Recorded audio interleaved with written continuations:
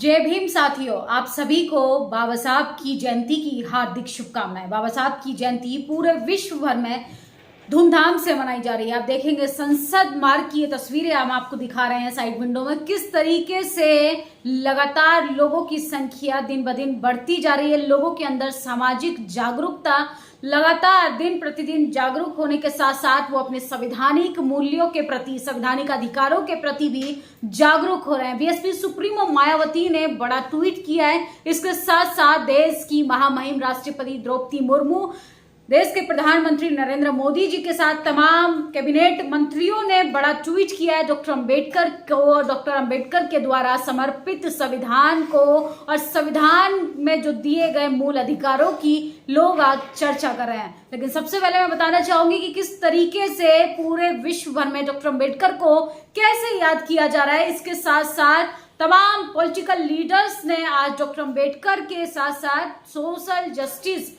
की बात लगातार की जा रही है। जगह जगह इवेंट किए जा रहे हैं, प्रोग्राम किए जा रहे हैं। लोगों के प्रति जागरूकता, राजनीतिक तौर पर भी लोगों का जो समर्थन है वो बढ़ चढ़कर दिखाई देता हुआ नजर आ रहा है। आप देखेंगे कि लोकसभा का चुनाव नजदीक है। एक तरफ जिस तरीके का माहौल बनाया जा रहा है कि संविधान खतरे में है, वहीं दूसरी ओर जनता जो है वो संविधान के प्रति उतनी ही ज्यादा जागरूक हो रही है, अपने अधिकारों के प्रति जागरूक हो रही है।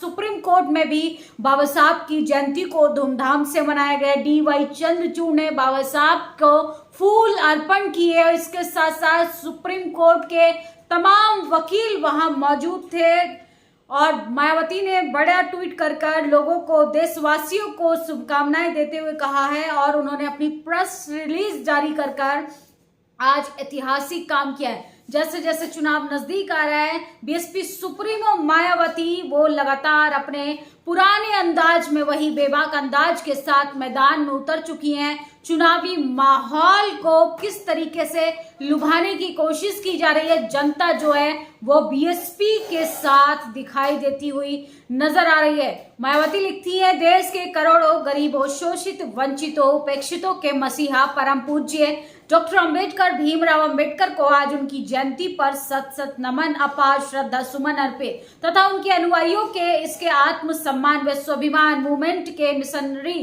कारवा को मंजिल तक पहुंचाने की अपील भी की। इसके साथ साथ बाबा साहब का मिशन अधूरा बीएसपी करेगी पूरा, ये केवल एक नारा नहीं बल्कि एक संकल्प है, एक मिशन है जिसको लेकर लगातार पार्टी अपना काम करे। यूपी में 4 बार बनी सरकार के दौरान इसको जमीनी हकीकत में काफी हद तक उतारा।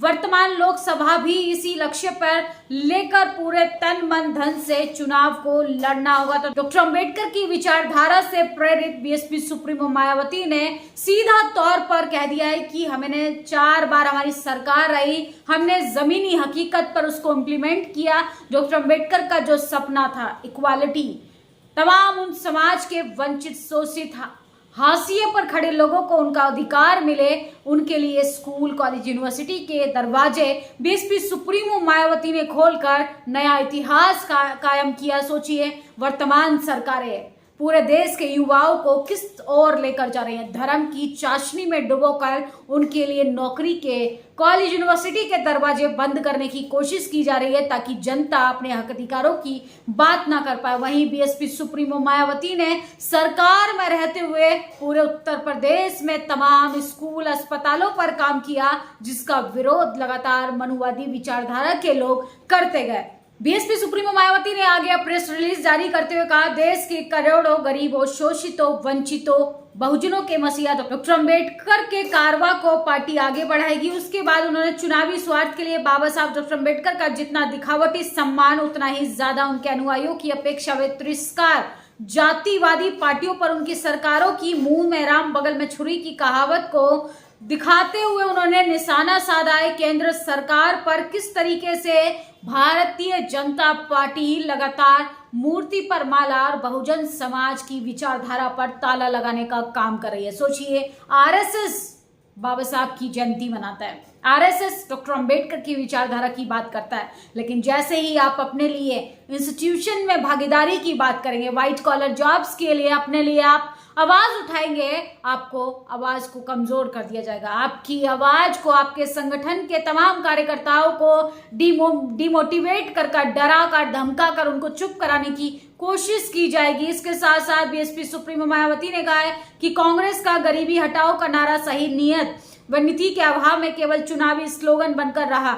अब यही बुरा हाल वर्तमान में बीजेपी सरकार का भी है कि अब देश में खासकर आसमान छूती महंगाई, गरीबी, बेरोजगारी व पिछड़ापन का अभिशाप लोगों के जीवन में बदतर बना रहा है। अंत में बहुजन हिताय बहुजन सुखाय हेतु सत्ता की मास्टर चाबी प्राप्त कर तरक्की के रास्ते दरवाजे खोलेंगी बीएसपी सुप्रीमो मायावती। सोचिए, इन्होंने तमाम उन मुद्दों को उठाने की आज कोशिश की है और 14 अप्रैल यानी डॉक्टर अंबेडकर की जयंती पर वो लगातार उन तमाम मुद्दों को जो आम जनता के अधिकारों से जुड़े हैं, शिक्षा हो, महंगाई हो, बेरोजगारी हो, अच्छा अस्पताल की व्यवस्था हो, उन तमाम मुद्दों पर वो बात कर रही हैं और कांग्रेस पार्टी के साथ साथ बीजेपी पर भी निशाना साधने की कोशिश कर रही है कि भारतीय जनता पार्टी का चाल चरित्र और चेहरा तो कुछ और है, लेकिन धरातल पे जब स्थिति आप देखेंगे तो कैसे लोग जो हैं वो लगातार पिछले 10 सालों में तकलीफों का सामना करना पड़ रहा है।